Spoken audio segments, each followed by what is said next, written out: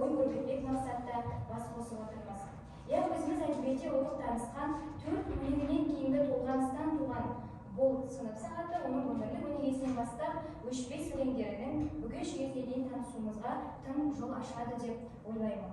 Бір күндік сәуледей ағып өткен қысқа ғұмырында қазақтың ұлы ақыны Мұқағали Мақатаев бізге ұлан ғайыр мұра қалдырып кетті. Бүгінгі сынып сағатында сіздермен бірге өмірге іңкәр, өмірді жанындай сүйіп жырлап өткен сыршыл да сезімтал ақын жайлы сыр шертіп, ақын әлеміне өлең атты құдіретті мұхитқа сапар шексек, оның өлеңдерінен өрілген сұлу сазға тербетсек деп отырмыз. Қарасаз қара шалғын өлеңдестің, жыр жазсам өзім елеңдестің, өлсе өлер Мұқағали Мақатаев өлтіре алмас, алайда өлеңде ешкім деп, ақынның өзі айтқандай, оның өлеңі өмірден өзі кетсе де, өшпей ұрпақтан ұрпаққа жалғасып келеді деп атап келіп отыр. Енді Мұқағали Сүлейменұлы Мақатаевтың өмір жолын бәріміз жаттап алған шығармыз енді. Шыны керек, 9 ақпан 1933 жылы Алматы облысы Райымбек ауданы Қарасаз ауылында дүниеге келген шын аты Мұхаммед-Қали. Қазақтың лирик ақыны, бейбала ақын, өз заманында лайық бағасын ала білген қазақ әдебиетінің самғақ тұлғаларының бірі деп қарастырамыз. Енді балалық шағына келетін болсақ, балалық шағы өзінің әжесі түйенің қолында өседі. Қазақ салтында бар ғой бізде тұңғыш баласы ата әжесінің қолында өседі деген секілді. Мұқағали Мақатаев үйдің тұңғышы болды. Әкесі қарапайым колхозшы шаруа адам болады. Мұқағалидан кейін бір қарындасы, одан кейін 3 інісі болады. Мұқағалидың қарындасы мен бірінші алғашқы інісі дүниеден ерте өтеді. Одан кейінгі інілері Тоқтарбай мен Көрпеш, үшеуі осылайша бірге өсіп, балалық шағы соғыспен қатар өткен ақын тағдырдың ащы дәмін өзінің өлеңдеріне қосады. Неңді аңсаймын, неңді сенің аңсаймын балашағым, бұлдыраған айналған аласағым ішінде болашақ алашағым деп Мұқағали Мақатаев өзінің балалық шағының соғыспен өткендігін, ауыр зұлматпен сипатталғандығын өз өлеңдерінде келтіреді. Ендеше оқушылар, аламан бәйге оза шауып, өлең жырда шашасына шаң жұқтырмаған берен жүйрік, талантты тұлға Мұқағали ақынның өмір жолы әр алуан. Оны біріміз білсек, біріміз білмейміз. Енді бір сәт жаңағыдай ақынның өлең жолдарына кезек берсек, Абжан, келіңіз, сіз қандай Мұқағали Мақатаевтың алдындағы құс болып шығып тұрған жақсы, кім ұқсат? Диана келіңіз, сіз білесіз ғой, Фаризаға. Ақынның өлең жолдарымен бастайық, сағатын бір-бір сегіз тұрмасы.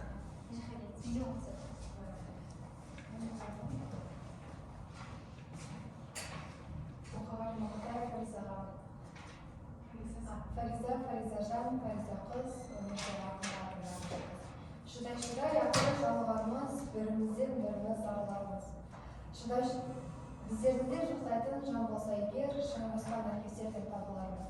Сен мені білесің бе, жаралмаған жан екен күресуде. Жылай жүріп өтіріп білесің де, жүресің де қоясың жүресің.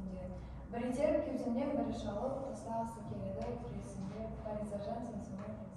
Жақсы, рахмет. Әдебиет өлеңдердің бірі, ақынның өлең жолын бастадық. Енді келесі ақын туралы өлең өлеңге Мұқағали Мақатаев 1931 жылы 9 ақпанда Алматы облысы қазіргі Райымбек Бауырманарал ауданының Қарасаз ауылында дүниеге келген. Азан шақырып қойған аты Мұхаммед-Қали. Әкесі қарапайым шаруашы. Мұқағали үйдің тұңғышы болған. Оның артынан бір қыз және 3 ұл туған. Ақынның қарындасы мен алғашқы інісі ерте көз жұмған. Соңғыларының есімдері Тоқтарбай мен Көрпеш.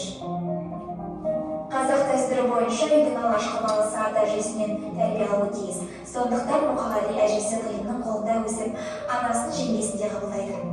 Балалық шағы соғыспен қатар өткендіктен ақын тағдырдың ащы дәмін ерте татады. 1948-49 жылдары Казмуның филология факультетінде оқиды.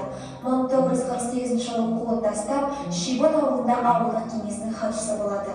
1949 жылы Советтік шекара газеті ақынның «Қырманның басында қойшы бала Кітай» деген өлеңдерін жариялайды. Ол 1962 жылы Алматыға қоныс аударып, әдеби ортаға етене араласа бастайды. Алматы шет тілдер институтының неміс тілі, Қазақ мемлекеттік университетінің филология факультеттерінде оқып, және Мәскеудегі Максим Горький атындағы әлем әдебиеті институтында білім алады. Мұнан соң Социалистік Қазақстан газетінің мәдениет және тұрмыс Жолда журналдарының редакциясында Қазақстан Жазушылар Одағында қызмет атқарды. Мұқағали Алматыдағы қазақ әдебиеті мен өнерінің қимақтары шоғырланған ортада өткізген аз ғана жылдар ішінде өзіндік дарынын, суреткерлік қайталанбас дарынын танытып, өнімді еңбектене білді. Армысыңдар достар, қарлығашып келдің бе? Мамыр, аққу аяқтағанда шуағым менің атты жинақтарын көзінің тірісінде жариялап үлгерді. Бүгін қазақтың ақиық ақыны, қазақ поэзиясының алатаудай алыбы Мұқағали Мақатаевтың туған күні. Мұқағалиға дейінгі қазақ жазба поэзиясын Абай, Қасым, Мағжан, Мұқағали дәуірі деп білсе де, Абайдан кейінгі жазба поэзиясының құлашты кеңістігін, тамырлы табиғатын, ғажап шыңын даусыз Мұқағали қалыптастырды дегенде ешкім күмән келтірмес. Мұқағали ақынның өмірге келген күні осы заман қазақ поэзиясының өмір есігін ашқан күн іспетті.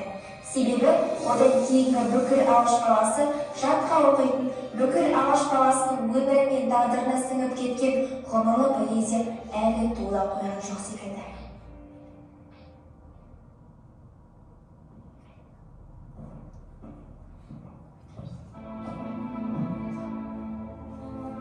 Бүгін менің туған күнім.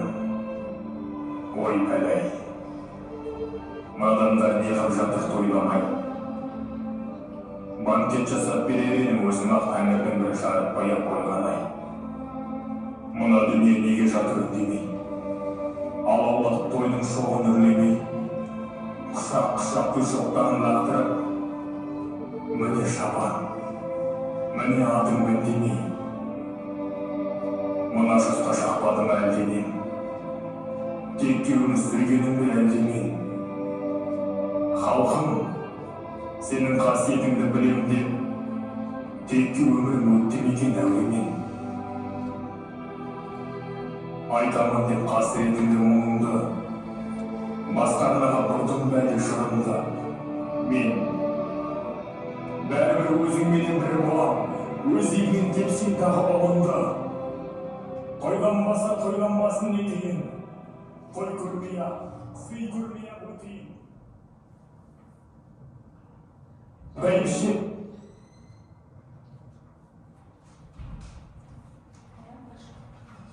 Сол бейнероликтен байқап отырғанымыздай бізде ақынның өмір жолы көрсетілген. Жаңа өздеріңіз видеодан естігендеріңіздей ұлының ұлы кезеңдеріне тоқталып кетсек, ең бірінші 48-49 жылдары Қазмұның филология факультетінің студенті, яғни мамандығы филолог мамандығы. Одан кейін 1948 жылы оқуын аяқтамай, оқуын тастап, Шүгір ауылында ауылдық кеңестің хатшысы атанады.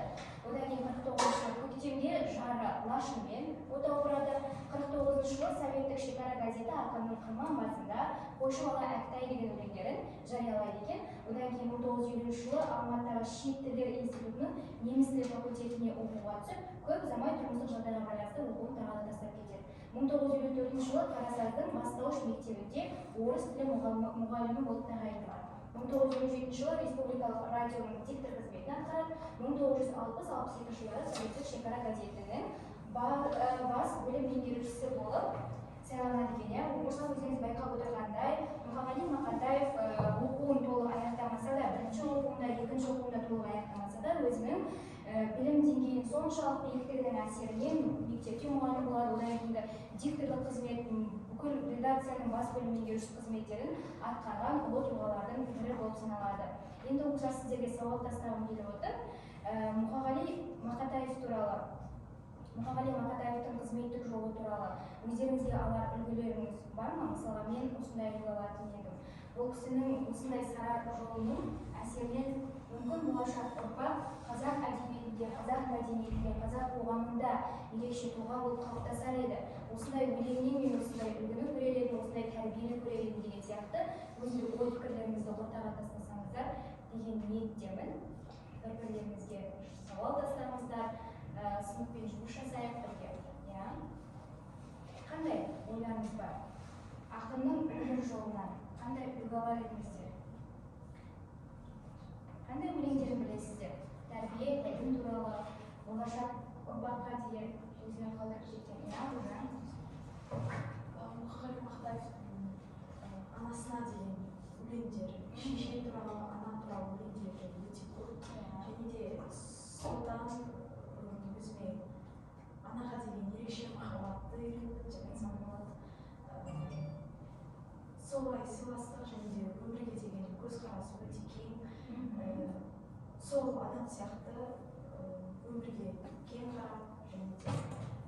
өзім армандарыма жетсем деген сияқты. Өте жақсы, әрине.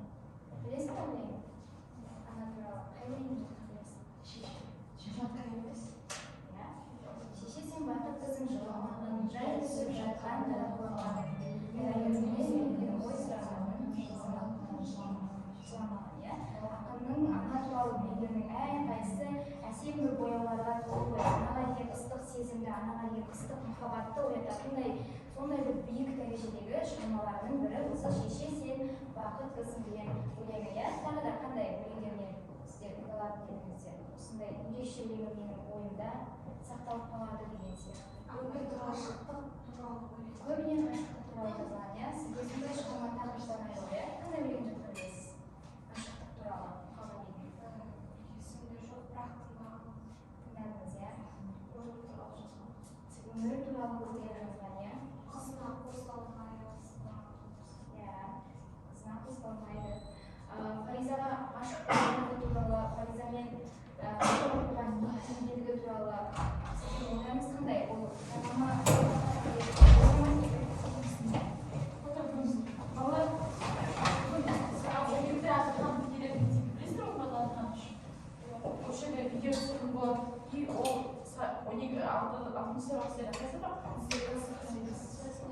Вот сол сабаққа кіріп қалдым, кіріп сабақтарыңызға кіруім мүмкін. Сондықтан ана артық жекулерімді шешіп, сосын дұрыстап ана бір нелерді ше жүрекшелердің бәрін апарып тастаңыздаршы ана кімдерге апарып беріңіздер тақырыптар психологтарға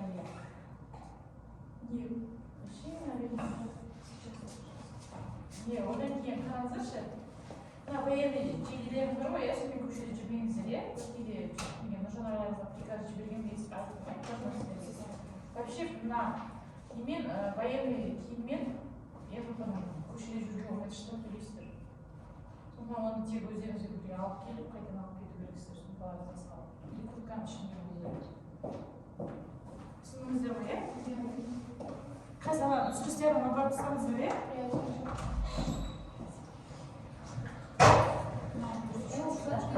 жалғастырайық, ары қарай. Қандай пікірдесіздер, иә, айтыңыз? Мұқағали Мақатаевтың ойлары деген сөздер болмайтын өлең. Өлең оқыған сайын өзіме мықты әсер алады. Әрбір сөз түсінікті ойлары деген айтылады. Жаттауға ыңғайлы. Өйткені ол кісінің өзі шынайы жүрекпен жазғасын, ол жүректен шыққан өлең қалай да жүрекке жетеді, иә, қалай оқысақ та. Рахмет пікіріңізге. Қандай пікірдесіздер? Қандай шығармашылық жасайды, иә? Туған жерге деген махаббатын өлең арқылы жеткізген және сол арқылы өзіміздің елімізге деген махаббатымызды Қандай өлең білесіз?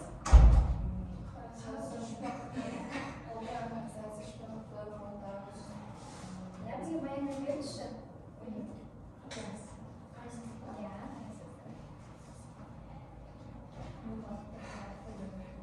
Мұқағали Мақатаев қарасаз, мен бақытты жерде туылдым.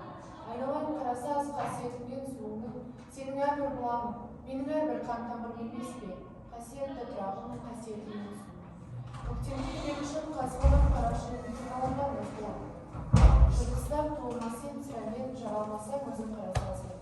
Сонау жатқан жасылдау көлден ең алғаш рет естігенде көргенім. Асқарданың аржағында ер бар деп әжім айтсай баланы сенбеген. Қарасазым, айтылмаған сезім. Мен іздеген бақыттың сен өзіңе, сенің қашап кімді кім айтар, кім құмартса өзі көрсін. Иә.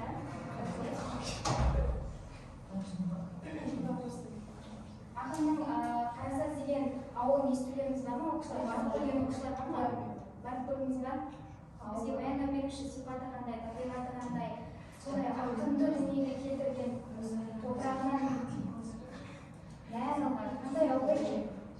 Ауыл қатты үлкен емес, жаңылған ауыл. Оның ішінде Мұқағали Мақатаевқа арналған музей бар. Негізінде өзі тауметтерге орналасқаннан кейін қыста да жазда да өте суық. Барлық ол жақта еще кішкентай балаларға дейін үлкендерге дейін барлығы Мұқағалидің өлеңдерін жатқа біледі.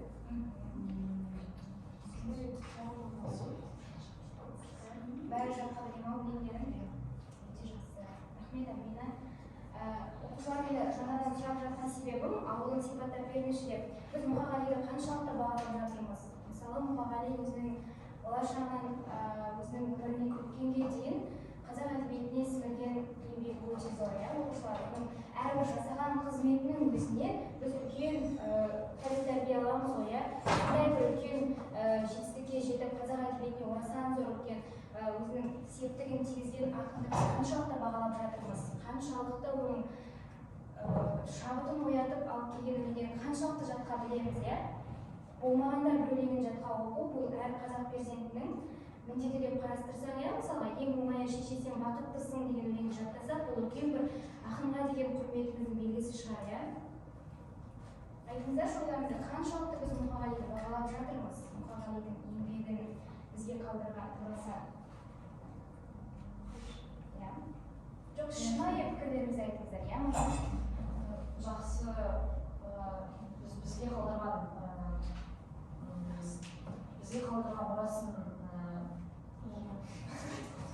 мұрасын біз жақсы бағалап жатырмыз деп ойлаймын. Себебі әр жыл сайын туған күнінде әр мектептерде, қоғам орындарында туған күніне іс-шара өткізіліп, әр сын сағаттары өткізіледі. Сол себепті жақсы мұрасын қалдырамыз деп ойлаймын.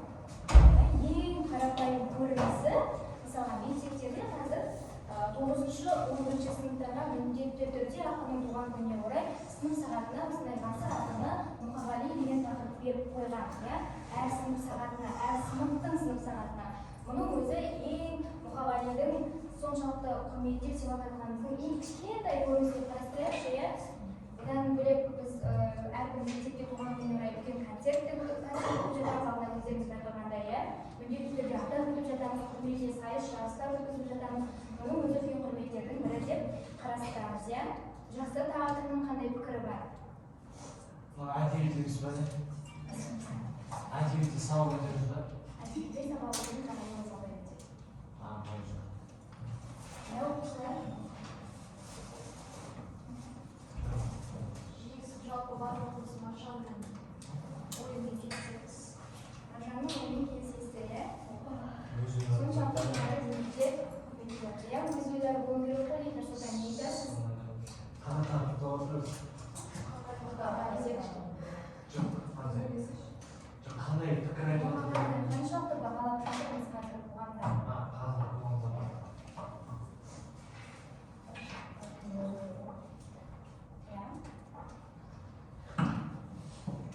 Шынайы пікірлеріңізді айтыңыздар. Ақылы болсын.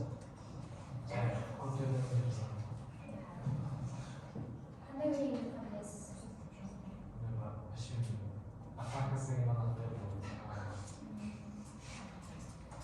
Отан деген не ойлайсыз? Айтсам? Отан бәрінен биік. Айтыңызшы. Десеңіз, енді білемін деп жүрмін. Жоқ, сен сұрағанын айтып білейін деп ойлайсың. Жақсы оқушылар. Енді оқушылар, менің алдымда ақын туралы қызықты мәліметтер жазылған, яғни қызықты фактер. Мысалға, әркімнің өзінен бір қызық несі болады ғой, қылығы деген сияқты да, біреу өлеңге тез жаттап алып, тез ұмытып қалуы мүмкін деген сияқты. Енді ақынның қандай қызықты, ақын туралы қандай қызықты мәліметтер бар екен? Көрейікші оқып. Келіңіздерші, жақындап, ішінен оқып көріңіздерші.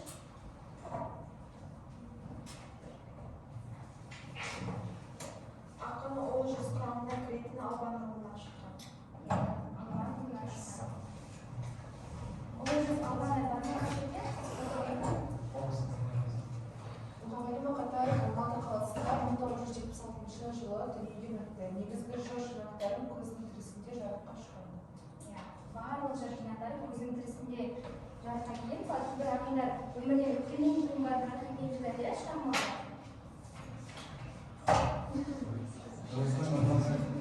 Өзінің өмірлік жары Лашынға 18 жасында үйленді. 18 жасында оқыды. Лашынға жары.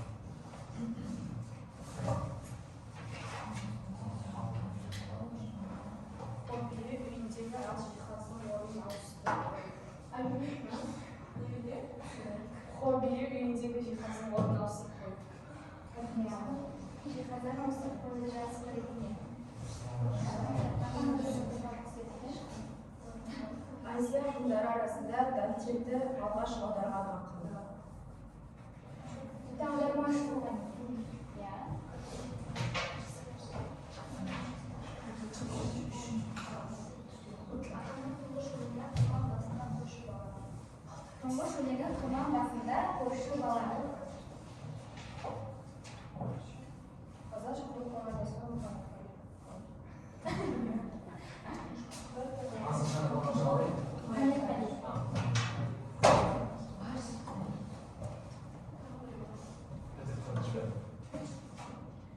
минут дәл 40-5-інде ұйықтап кетсем болғаны төсегінде деп өлең жазып, дәл 45 жасында бауыр циррозы дертінен қайтыс болған.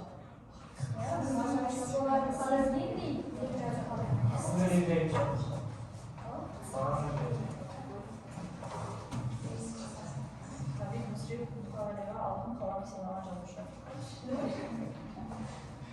Иә, соңғы мәліметті оқимыз. Қандай мәлімет екен? Соңғысы Мұқағали Мақатаевтың өлеңдері ең алғаш советтік шекара газетінде жарияланған екен. Иә, ең алғаш өлеңдері газетте жарияланған ақындарымыздың бірі. Енді оқушылар, Мұқағали Мақатаев бізде әдебиетте үлкен поэма деген бөлім бар.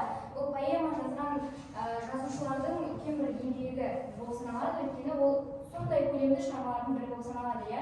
Енді қарайықшы, Мұқағали Мақатаевтың қандай поэмаларын білесіздер? Райымбек, Аққулар ұйықтағанда және Ильич деген бар, Маур деген бар, Аққайың әні, Ару ана деген секілді поэмалары бар екен, иә. Енді қазір мен сізге көрініс қойып беріңіздерді бәрін қояйын мына жерде. Бірақ дегенмен осы қазір 3 топ болып отырсыздар ғой. Әр топ, мысалы, сіздер бірінші топ Аққулар ұйықтағанда поэмасын аласыздар. Иә, Аққулар ұйықтағанда поэмасын аласыздар да, өздеріңіздің сол шығарманы баяндау барысында ақынның ойын ары қарай қалай жалғастыра беріңіздер деген пікірде өздеріңіз ойларыңызды тастайсыздар. Аққулар ұйықтағаннан білетін шығарсыздар, иә, байқаңыз. Райымбекті білесіздер ма? Райымбекті қараңыздар сіздер. Сіздер ең атақты шығармалары Аққулар ұйықтағанда, Райымбек және Ару ана.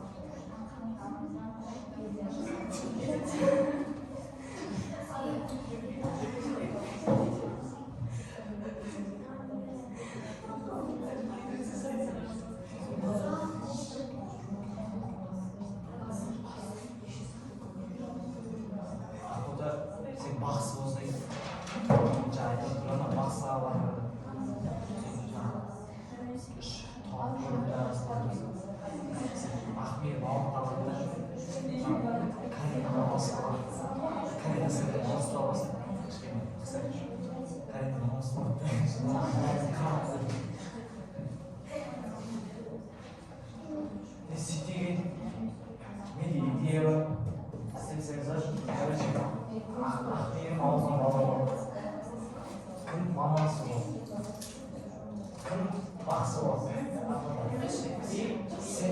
Сендерді карина кетіп сендер бөліп қаласыңдар да мен мен диктор болды давай ма соны режиссер болып ма мен екінші болып кетіп іздаймыз аяқтайсың деді ғой саған қалай аяқтайсың деді бірақ бұйырмын немесімен аяқтаймыз ғой жетісімен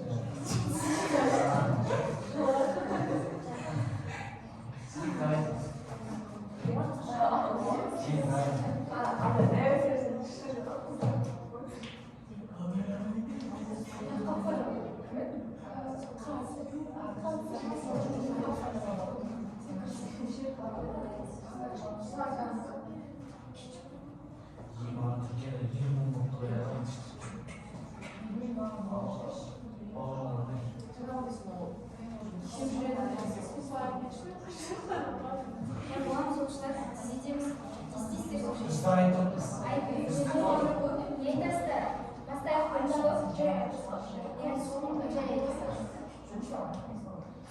Айтасыздар ма, дайынсыздар ма? Айтамын, көрсетемін. Кеттік ал, дайынсыздар ма?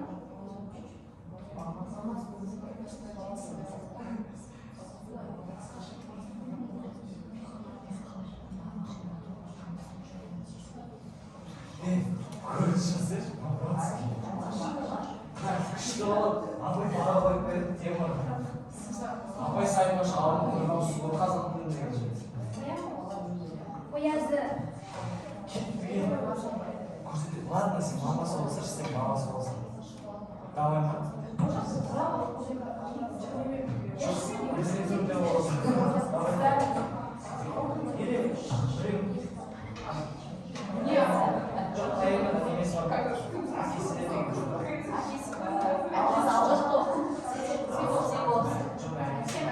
Мен немен болма? Диктор дейді қазір. Давайте түрді қоласаны. Мақсат, сен let's go. Кетіп қайымыз. сен білесің ба баяғыда ол білесің ба Бізде импровизация. Жоқ, мен отырып айтып сіздер движение жасап отырсыңдар болды. Абай шашамыз керек.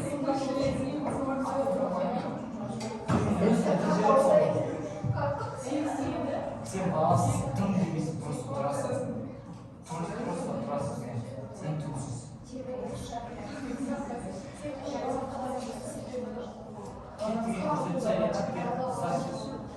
көрсетсеңіз да жоқ хотя бы біреуін все болды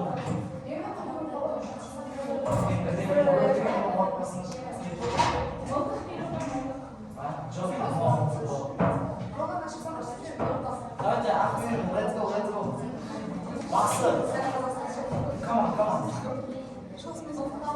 бақсы боласың ба так маржан бақсы болсын все именно бақсы болады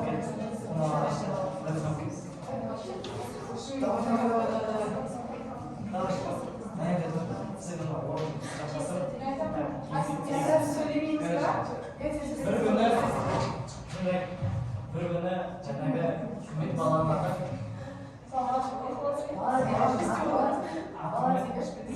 балақ ауық балақ сырқаттан балақ қанды сөйтіп сырқаттанған кезде мамасы келеді да шарасы болып сөйтіп бақсыға барып бақсы тұрады бақсы айтады ақылды өлтіріп енді саған енді өзім айтса диалог қылып айтса сен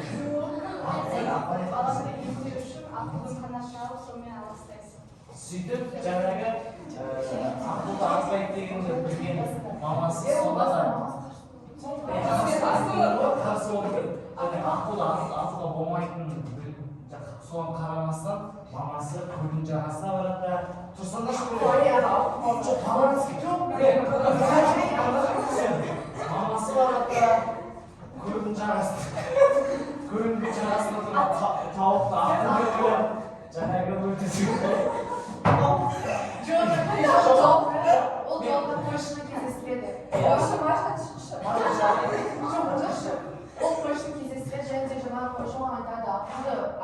деген сияқты өзінің аққуды атпа деп айтатсың. Жолда кездесіп қалып жаңағы қойшы. Сөйтіп сол қойшыларды аққудан оған тіктер, бірақ оған қарамайды мамасы. Соны да барады да жаңағы жарасты. Мамасының зрениесі мен салып оған барады. Тауықты көреді да аққуды көреді.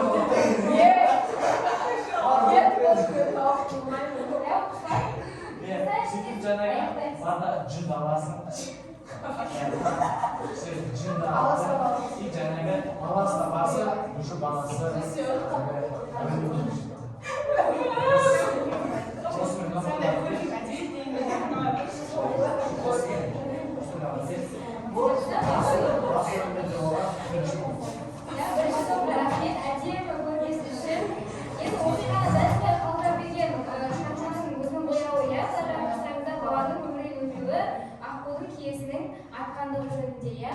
Жақсы, сіздер де солай аяқталғанына қосыласыздар, иә? Өздеріңіздің ой пікірлеріңіз жоқ, мүмкін аяқтап көреміз деген сияқты. Ары қарай мәні солай болды ма? Ары қарай мәні жоқ, иә? Жақсы. Екінші топ не айтасыздар? Екінші топ не айтасыздар? Райымбек поэмасы туралы.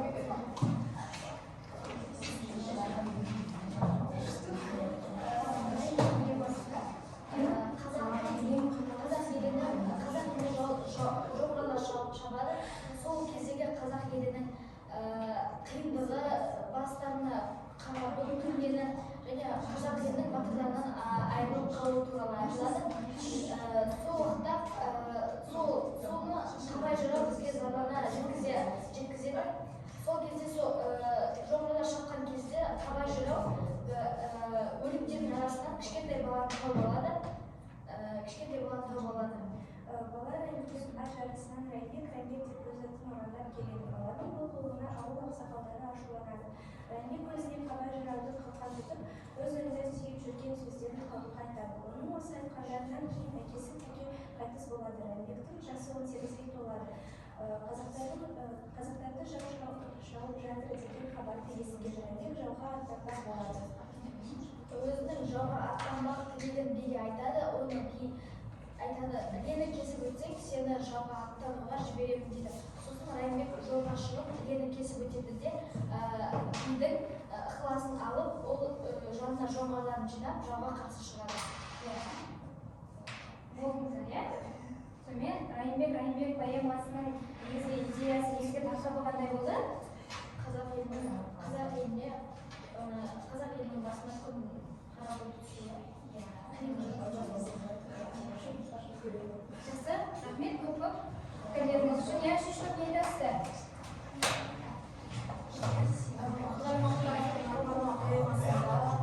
Оны расылдайды көрсіңіз білмеймін, сол себепті қысқаша есіне салайын. Ол жақта Құман атты басты кейіпкер болады. Ол Құман өте шыншыл,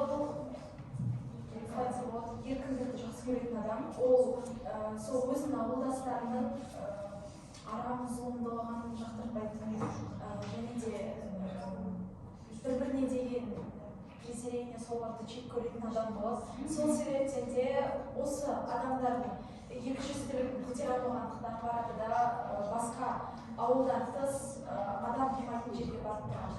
Жалпы айтқанда үңгірде тұратын болады. Сол жақта өзінің ойын еркін жеткізіп, өзіне ыңғайлы, өзін ұсталатын болғандықтан сол жақта еркін тұрады. Біраз уақыт өте келе өзін жар тауып, ол жесір қыз Жамал болып, сол екеуі бірге бақытты өмір сүреді деп, бірақ та соны толық оқымағандықтан мен дұрыс түсінбедім. Бірақ қысқаша мазмұнынан түсінгенім, Мұхаммед Мақтаев бұл жерде басқа жамандықтан, зомбылықтан алшақ болу керектігін айтады деп ойлаймын. Жақсы, өте жақсы. Рахмет ағайын. Аруана деген үлкен поэманы шағын ғана өзінің пікірімен түсіндіріп кетті. Енді оқыса бізде келесі нәрсе мен дайындап келген Мұқағали Мақатаевтың жаңағыдай өмірмен таныстық, қызметтік жолымен таныстық, оның ұлы кезеңдермен таныстық, өлеңдерінің қай жылы қалай жарыққа көрді, қандай поэмалар бар, қандай өлеңдер бар, қандай тақырыпта шығармалар жазып қалды, сол туралы біраз мәлімет алдық деп ойлаймын. Енді келесі бізде айнымалы бөлім өздеріңіз білесіздер. алдымызға жасадық. Енді осы жерде екі адамның аты жөні бірге шығады. Сол аты жөні бірге шығғанда бір-біріне сұрақ жауап жолдайды.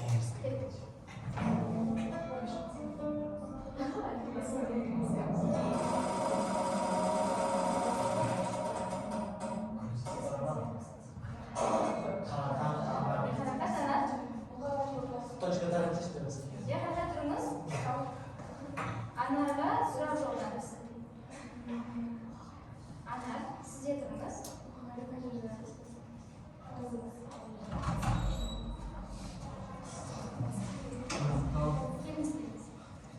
Жақсы, қалай жауап бердіңіз? Жақсы қыздар, рахмет, отырамыз. Келесі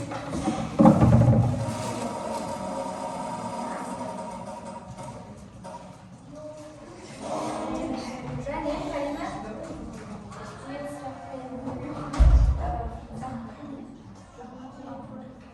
Аққалар ұйықтағанда пайдасына тұрады. Сұрақ қалай болды? Аққулар ұйықтаған поэмасы не туралы?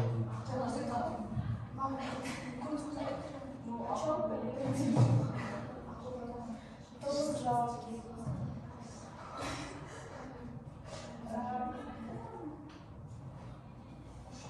Время засыпается. Я Карина.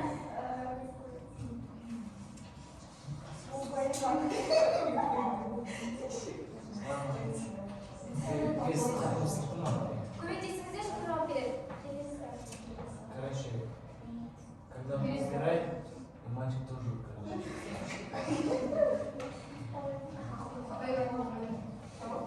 Жауап берсеңіздер, Сделал сұраққа жауап сделал беруге клейм, болмайды. короче.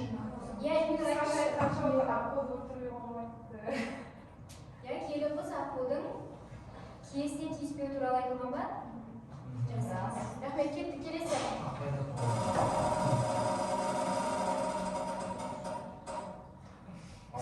Яна Альбина.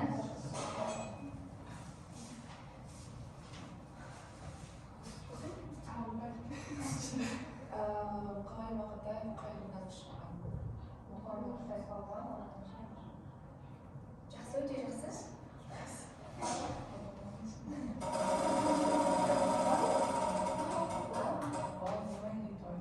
Қайтыңыз.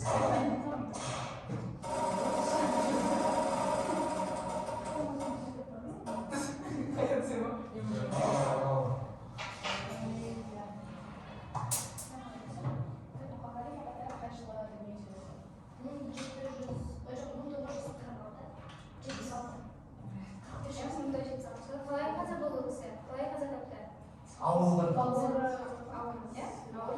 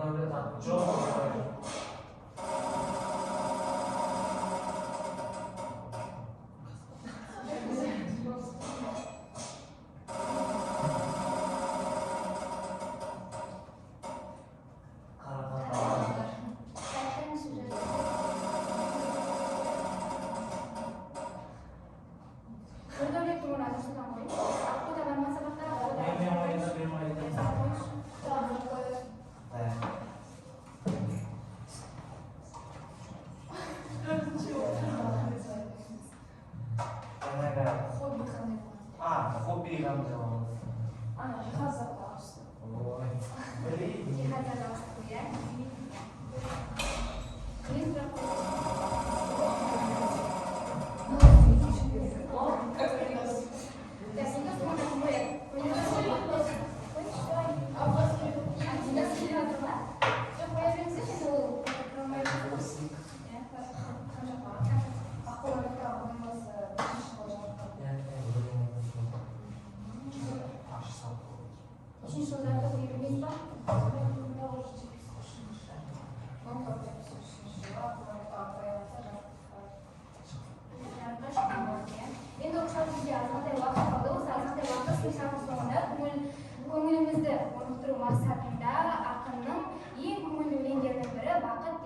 бауыршағымызды сипаттайтын әндердің бірін бәріміз бірге строймен айтайықшы, бәріміз әнші болмасақ та.